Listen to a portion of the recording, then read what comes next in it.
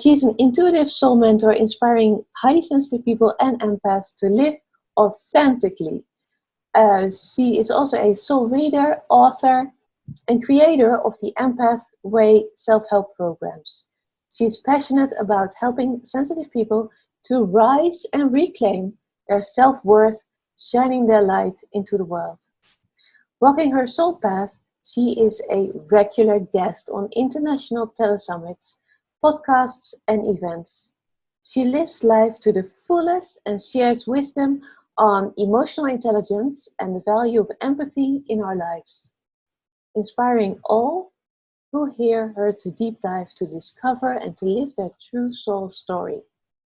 A graduate of the marketing industry of Ireland, breakthrough coach, accredited mindfulness and meditation teacher, and workshop facilitator, Juliana inspires you to embrace your sensitivities, to connect and live from the soul. So let's go to Ireland.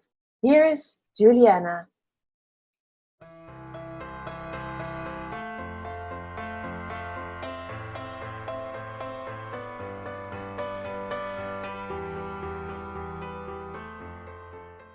Welcome, Juliana. Oh, it's lovely to be here. Wow. Exciting. Yes, exactly. Yeah, a soul illuminator. So that's so interesting.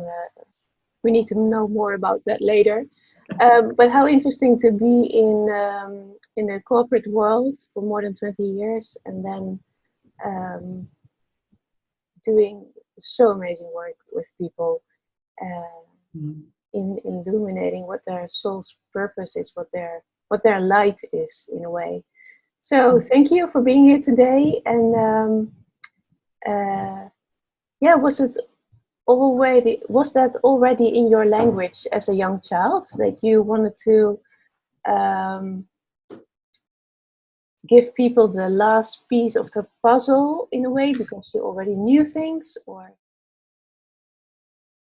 Beautiful question. I was always deep. I always wanted to know more. I was the why child. I was curious. But I also had this quest to connect really deeply with people and understand who they really were. So for me, from the youngest age, I could, as they say, sniff a rat out. If A didn't match B, if the picture on the box didn't match what I was doing and didn't make sense to me, if the world didn't make sense to me, I was confused. So for me, I was always on a quest to understand what was the truth, what was really happening, and where I could trust the energy and follow the energy.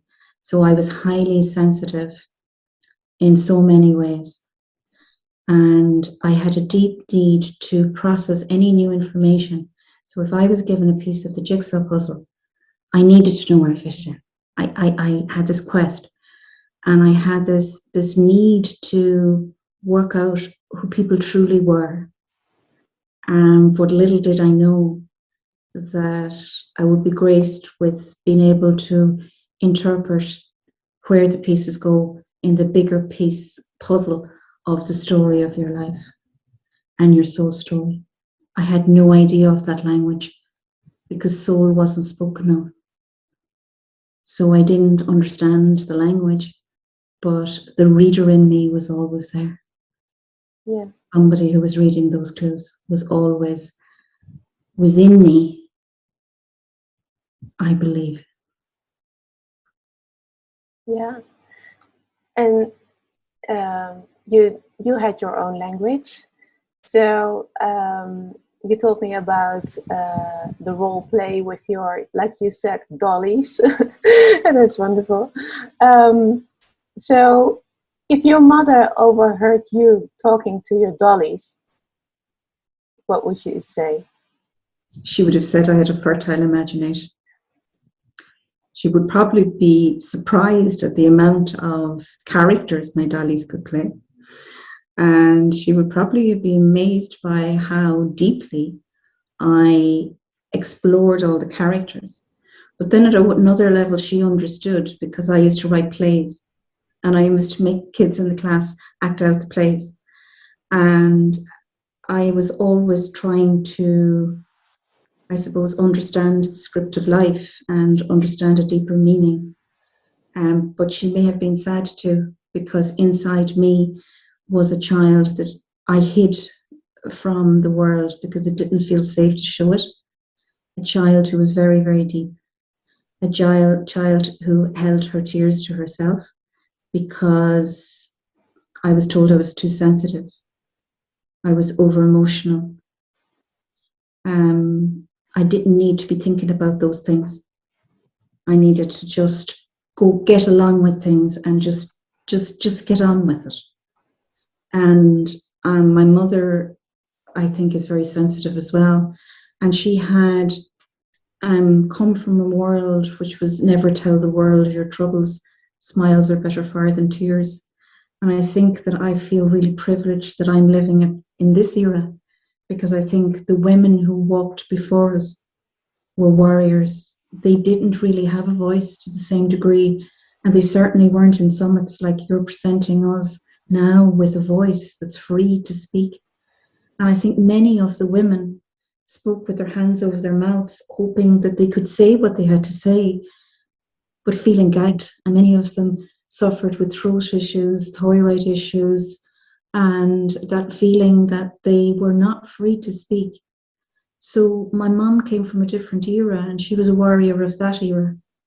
And she tried to protect me from the world seeing the truth of who I was. And I'm very grateful.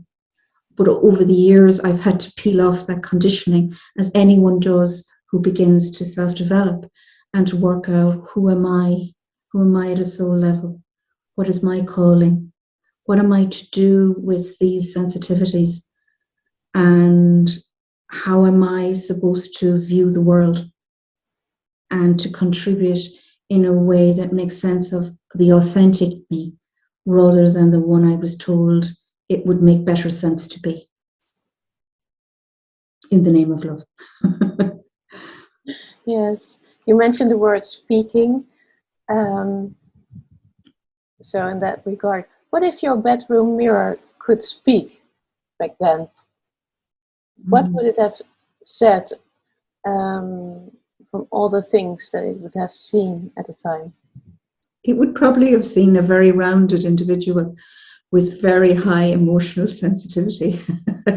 I would spend a lot of my time crying, kicking the bed in frustration, because I didn't understand the rules. I was not a bold child, but if I couldn't understand why something was happening, I needed further clarification in order to go along. So the status quo was not my way. And so I would spend a lot of the time kicking and screaming. I think the mirror of my bedroom would see somebody who had a lot of creativity locked inside them and would journal a lot. So I wrote a lot, which helped me to process what I was thinking. And that kind of stopped at around the age of 14, 15, when my mother found my diary and it was laced with bad language. And I got into so much trouble that I stopped writing for years, because I really did get into trouble for that. But now, you know, I wrote a book some years ago, and it's called The Soul Lens. And I actually kind of think that the mirror in my room would have been my soul lens, to say, inside here, this is how you really feel. Inside here, there's a security. The outside world is a different place. And I think my room and being able to retreat was very, very healthy and important for me, because I'm an extrovert. So I actually needed to recharge my batteries. But all of those things I didn't understand at that time. I just knew I needed to go to my room. I needed to get away. And I needed to be me. Yeah. And how did you get clarification in the end? Or was it by writing in your journal at the time? Because I'm so happy that you started writing the book. So yes, because we met through book writing, didn't we? Yeah.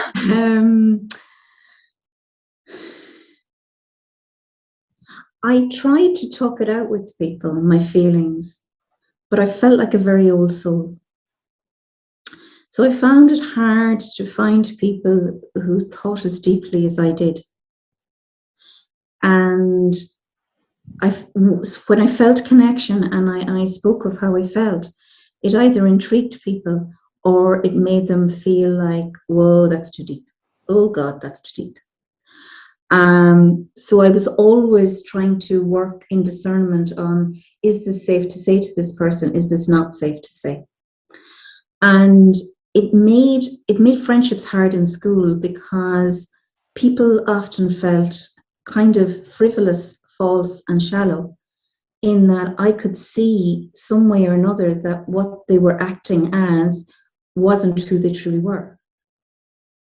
And it wasn't because I was judging them. I think at that time I could feel into who they really were, and it was like there was a screen. It was like there was a smoke screen. It was like the mirror was dirty, and I wanted to be me, and I didn't want to play a game to be me. And I knew that to be with the popular crew, you had to play the game. And even from the youngest age, I didn't really want to play the game. And I remember being in my first job, and I was a manager in a first job, and I had an issue with a colleague. And this beautiful lady came in to my office, and she said to me, she was a funny, funny woman. And she said, "Hey, you," she said, "just wanted to say something." She says, "You're very like me." I thought, I'm not like that 50-year-old lady, I'm 20. And she said, you haven't really learned to play the game, have you? And I said, "What do you mean?" She said, "If I'd been 20 again," she said, "I'd have played the game. But," she said, "I love and respect the fact that you're you and how strong you are. But," she said, "learn to play the game." And I remember it being a moment of, no, I can't. I can't just play the game. I need to be me. I need to be authentic. I need to be real. And that will get me through in the end. So I think I often ended up in my school time being with a lot of marginalized people who didn't have friends. And I had friends in the bigger group, but they weren't friends to me. I looked like they were my friends. But I think I spent a lot of my energy helping people who didn't genuinely fit in, like a bridge between the crowd and the individuals who had this really deep sense of misbelonging and maybe bullying. And I think the empathy came out of me in a way I didn't even know I was doing, to normalize their experience in some way. And it also helped me to be myself, because in ways they were me, they were being themselves, and that's why they didn't fit in either. Yes. Yeah.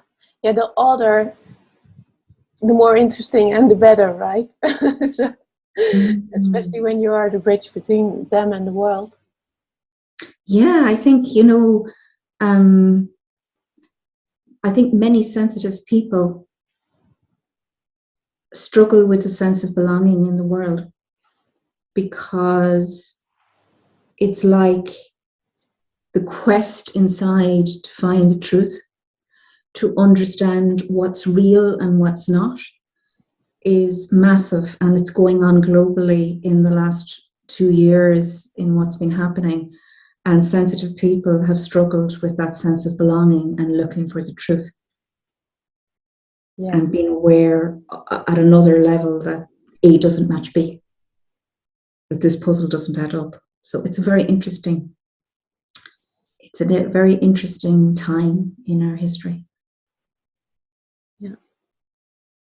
Yeah, a while back I wrote a whole article about highly sensitive men and not belonging. So that's exactly what is well, not only happening now, also in the past, but it's really important to emphasize on the fact that many people, also non-highly sensitive people, have the feeling now that they don't belong in the world. And yeah, it's necessary to bring awareness about that. Yes. And it's also, in my experience of working with highly sensitive people over the last decade, if highly sensitive people do not find a tribe of people around them, and be that 2 people or 5 people or 95 people that make sense to them, there will be a quest and a hunger inside for this world to make sense. So when you have high traits of sensitivity, it is vital that you find a way to have the support around you that is that bridge that makes sense to you, that's a safe place to be. And once that happens, the growth for the individual is usually amazing, and they can get through things they could never do. And I think that's why you doing things like bringing us together in a summit and allowing us to speak from the heart about experiences that were real is deeply moving and is deeply needed. So thank you. Yeah, my pleasure. Yes. Well, speaking about the soul, I know this that this is my calling. So it's my life's. You could say life's work, but it does not feel like work. Although you put in all the effort and all the energy, it is my life. Yeah. You know, part of how I use my sensitivity is as a soul illuminator, and that is a very unique gift that I feel very privileged to have, which is that I'm allowed to connect with the energy of the soul of another person and read from that soul. So sometimes people can interpret parts of their soul journey, but they come to crossroads through relationships, through jobs, through childbearing, through non-childbearing, many moments where there is a big question mark on who am I, why am I here, what's really going on, why am I feeling like this, am I getting everything wrong, am I reading this incorrectly? And they often need a third party who doesn't know them, who can be that soul whisperer and who can go in and interpret the bigger meaning in what's happening. And I can help people to ascertain their soul purpose, and it's a big joy, because exactly what you said a moment ago is the truth. When you are really walking your path, when you're really doing what you're supposed to do, you have a strength within you, and you don't call it work, even though it might have hours of labor involved.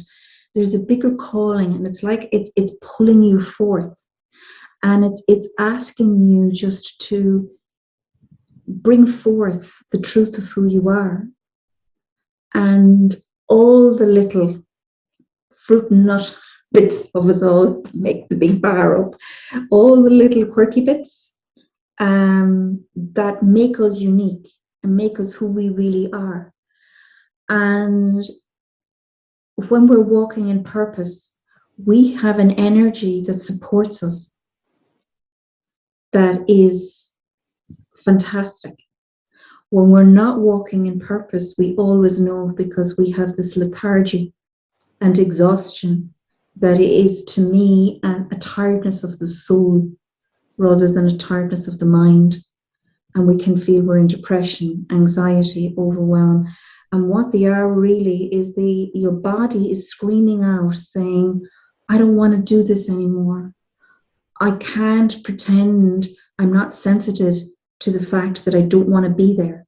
Every cell in my body is saying, no more. I can't. Why am I getting a pain in my shoulder? I can't shoulder this anymore.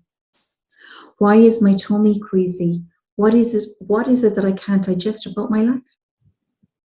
Why do I have IBS? Well, your thoughts are running away with you. And sometimes we don't know what those thoughts are. We don't know what those patterns are. We can't find that jigsaw piece that you spoke of. And my job as the illuminator is to come in and to light that piece, and to help people to take that, what I call them, signposts from the soul, so that they can get to the next signpost, and that they can follow a path that celebrates the sensitivity, that celebrates the uniqueness, that celebrates the truth of who we truly are. without it all being an effort. Yes. So if that's how you're feeling, that is such a wonderful affirmation that you're actually walking the path that the world needs you to walk on, and that your soul longs for you to walk on at this moment in time. Maybe not forever, because we're always changing, but at the moment, this is where your sensitivities have led to. And isn't it beautiful? Yeah, it's a whole journey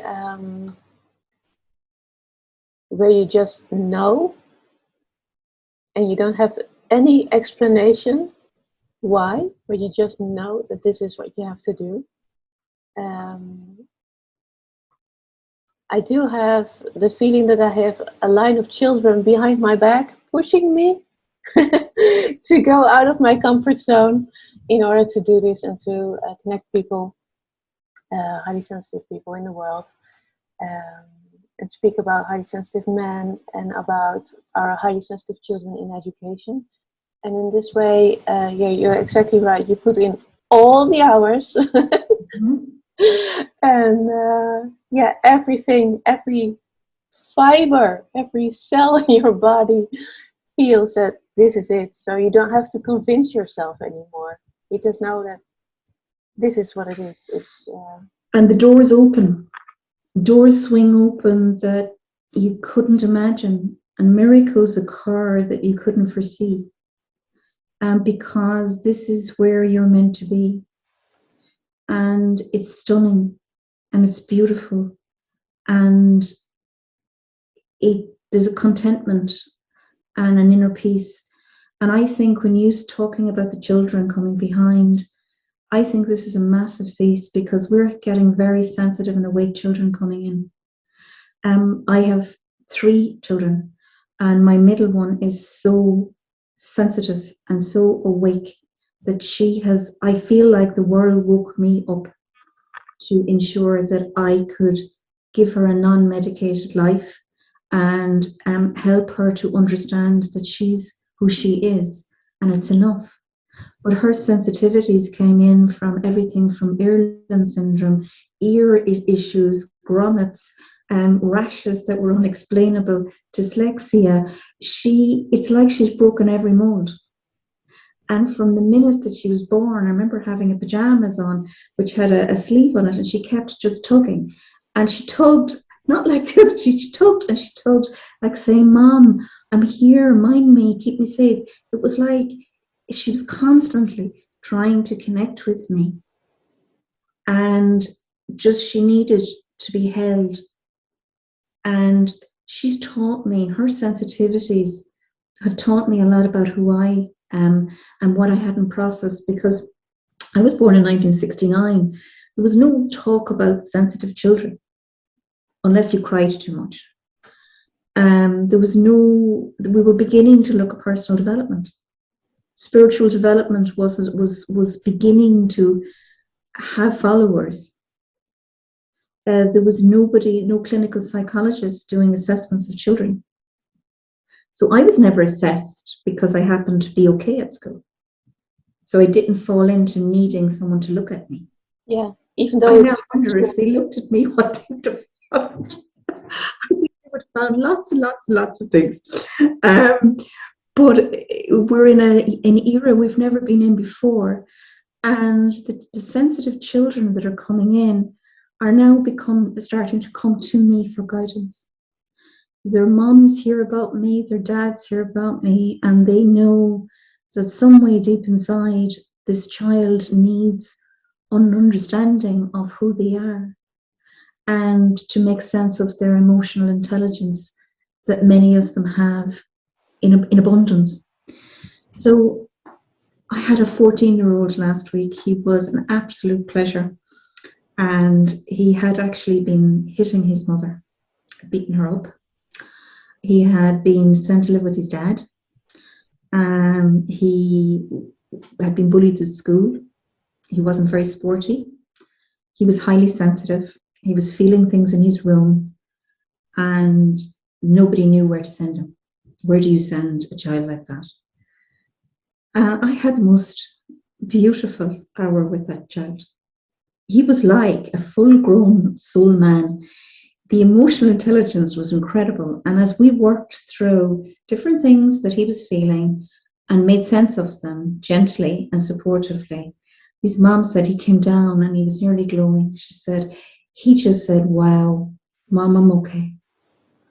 And if I, in any way, can touch the heart of a younger person to allow them to feel that in themselves they are okay, that they're not okay in who they are, and that they will go through emotional roller coasters, and if they're sensitive, they will be a heightened sensitivity, and they will feel emotions like a wonderful piece of orchestral music. They'll feel the highs and they'll feel the lows, and they'll feel the overtones and the undertones. They'll feel sensitivity to the moon. They'll know when there's a solar flare. They may not have the language, but they are in tune.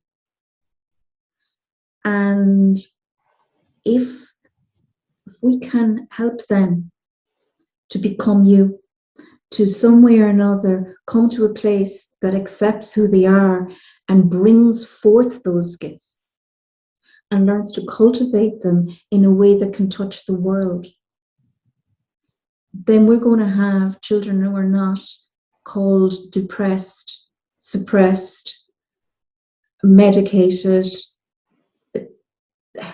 off the rails, on crack cocaine, alcohol, all of these things that they are trying to do to escape the reality of who they are because they feel like they don't belong.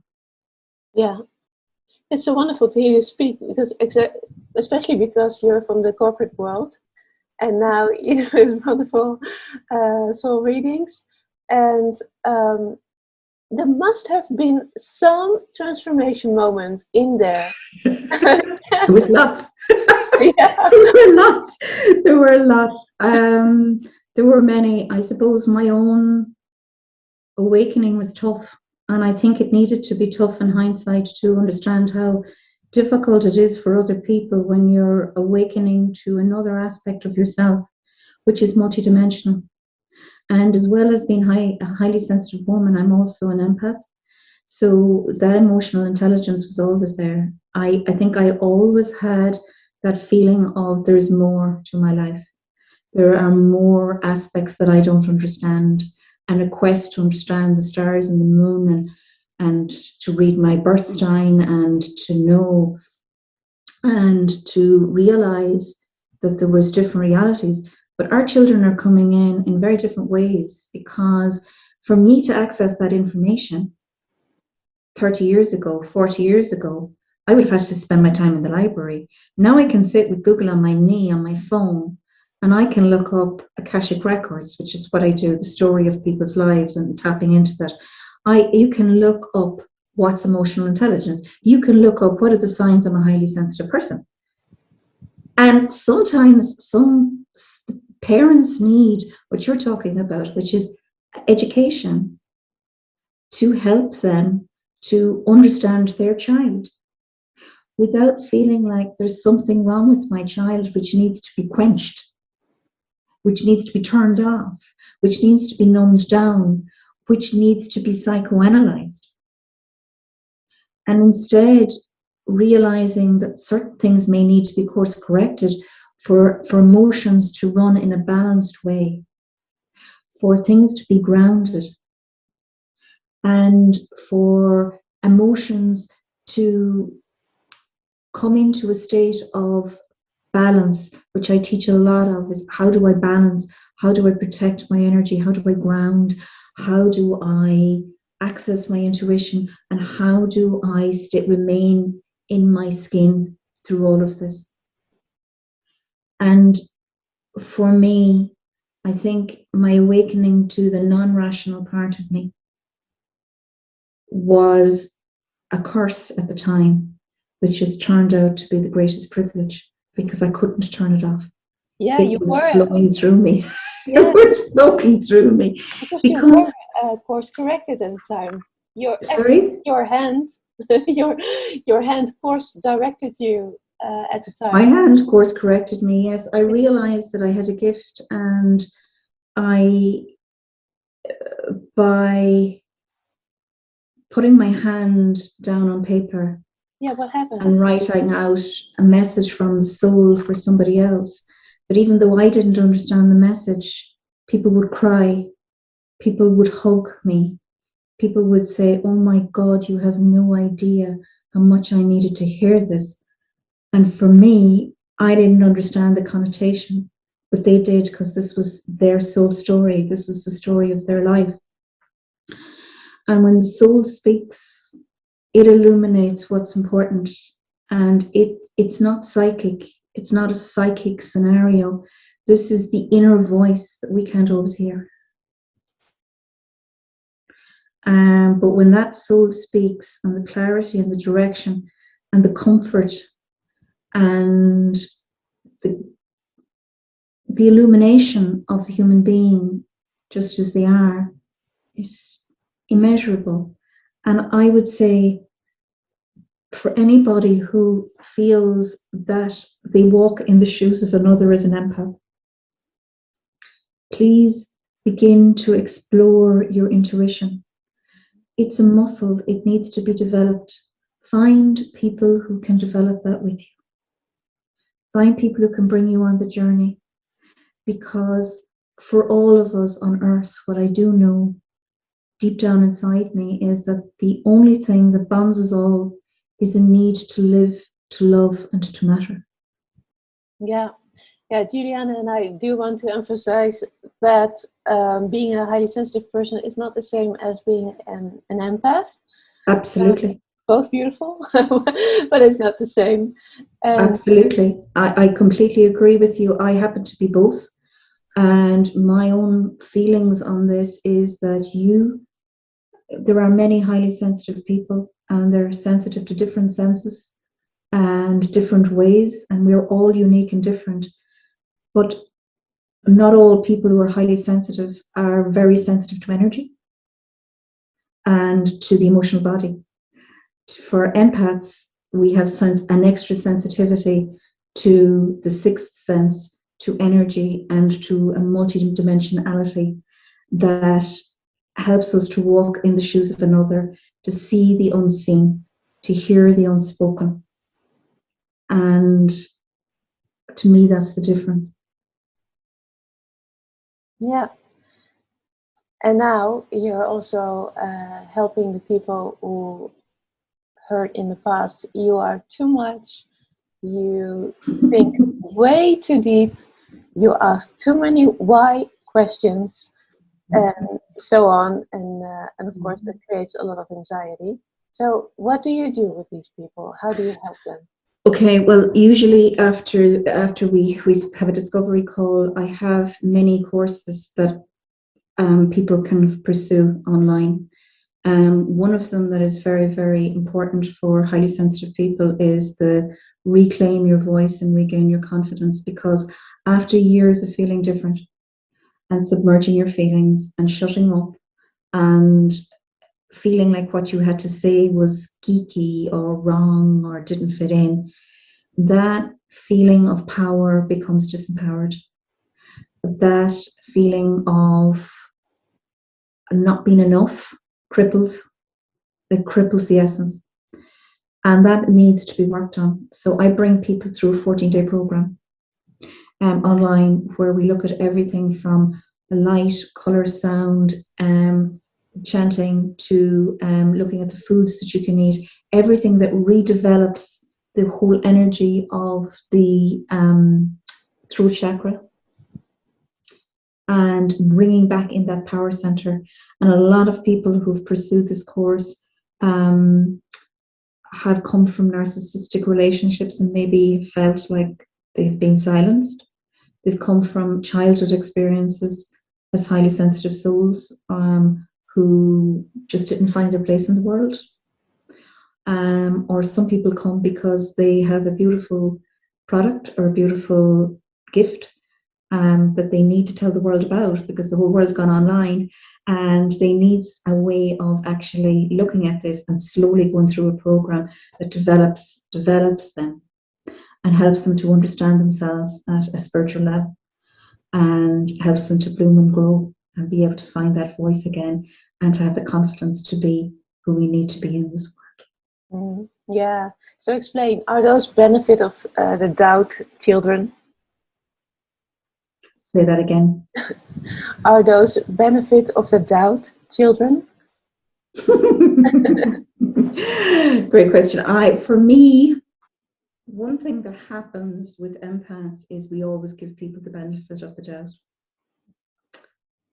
Time and time again, we extend a longer hand than maybe it's practical, and we hope that we give people the benefit of the doubt. And sometimes that can need a lot of healing afterwards because it wasn't the right environment. There were lessons to be learned, and your voice went in the process of that. Sometimes it's very difficult when you feel like you want to trust the world, but it doesn't feel very trusting space. And you want to give everybody the benefit of the doubt. But as life lessons come in, you can become aware that you actually gave your power away, that you actually yielded to some level of bullying because you were scared not to belong. And there has to come a day where you take that power back. Yeah. Whether that's happened in your classroom when you were sensitive and bullied, because you were the nut child, the child with an allergy to nuts, so everyone knows you as the nut guy. And for years you feel like a nutcase afterwards, and you've lost your voice. You've lost all your confidence. Something took your power away. Or whether that's a narcissistic relationship that you found that you were constantly not listened to because you were oversensitive, or because you were emotional, and it has impacted and has taken the essence of you away. There comes a time where you need a supportive environment where at your own pace you can learn to regain that confidence again, learn about speaking up for yourself again, learning when to say yes and when to say no with confidence, learning how to negotiate. Yeah, and for example, like you mentioned in a prior conversation, that you can ask, hey, can I run this by you? So just to open up the conversation. Oh, absolutely. I have got into so much trouble, Susan, with over the years giving my power away. So because I can be indecisive, because I like to overthink things, because I like to make sure it's the most appropriate solution for everybody and nobody gets upset, I can need to speak my words out to run something by myself. But what I used to do this to my husband all the time. What do you think I should do? That was my question. So he'd, in his power, say to me, I think you should do this. And then I'd go away and think it all out and think it all through and think what was the most appropriate solution and go and do the direct opposite of what he said. And it used to cause war, absolute war. And I realized that he's not me. He doesn't have the same soul lens as me. He doesn't see the world the same as I do. He doesn't have the same experience as in life. He has his own ones. I have mine, which have all built who we are. So I can only answer to me. So after a long time, I realized that it was very, very important that I changed the way that I asked this question. So I speak in the course about learning to negotiate that piece. So now I would say to him, can I run something by you? Because I just like to hear myself think. And I value your opinion because it's often different to mine. And then I'll be able to work out what I need to do. Now, in slowing down that whole process, I have made it clear to him, I want to speak, I want to hear, and I'm not ready to make a decision until I am. He feels empowered because he feels like what he has to say has merit. He knows that if I do something else, it's because that's what feels right for me to do. And I'm no longer lining myself up for criticism, for making somebody else feel bad, and giving my power away on a plate. And sometimes when you have been sensitive your whole life and you have felt that other people seem to have the game of life a bit better than you, understand it or be a bit more savvy, you've got used to handing that power over. And that's not what we're here for. Who you are, we need to hear. We need you, just as you are.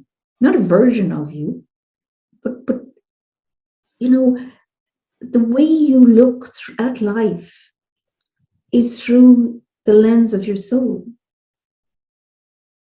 And the world needs you.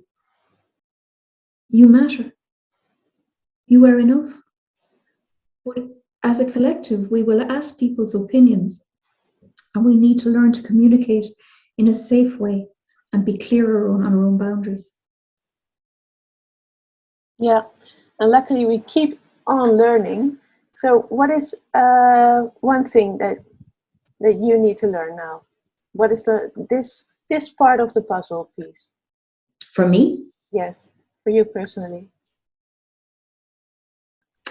I need to help to get my message out to the world that you and me, we have a unique soul story, and that who you are way down deep inside is something you actually know. And you need to know yourself, because when you do, you don't give your power away, because that is the power to transcend all. So to know yourself is the power to transcend all. So go on the journey, discover who you are, work through whatever it is that's causing a shadow on your self-belief. Create a world way more full of empathy, because Meryl Streep has said it, Dalai Lama has said it, all the world leaders, Nelson Mandela, empathy is what is going to save this world. And working together as a collective. So we will need to come together in empathy, and we will need to be able to express our sensitivities, because we've owned them as something that's very, very important in creating balance in this world. So the next part of my story is, how do I get that story into the hearts of young people, old people, and anyone who's willing to believe in more and a better world, so that as we walk together, each of us will know somewhere deep inside that as we live, we love and we matter. Yes, a message for yourself that became a message for the highly sensitive women who are watching, and the highly sensitive men, for all people, of course. Mm-hmm. Is there anything that is missing, that you feel from the inside needs to be said? Your life's not an accident. Your life's not a mistake. Your life is a vital journey. No matter how tough it's been or whatever you've gone through, there is a reason behind that meaning and purpose in your life. Don't shy away from understanding that, and use it to shine a light of brightness and that can help another person. And realize that your sensitivity is often a beacon for something much bigger that needs to be looked at, that is also hurting many other people out there. So you're not alone. Reach out, become a community, and speak of who you are with a truth that resonates so deep inside that it creates ripple effects everywhere you go.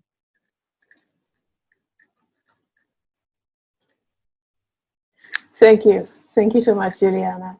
Thank you for this conversation. Brilliant. Thank you for having me. It's been an honor.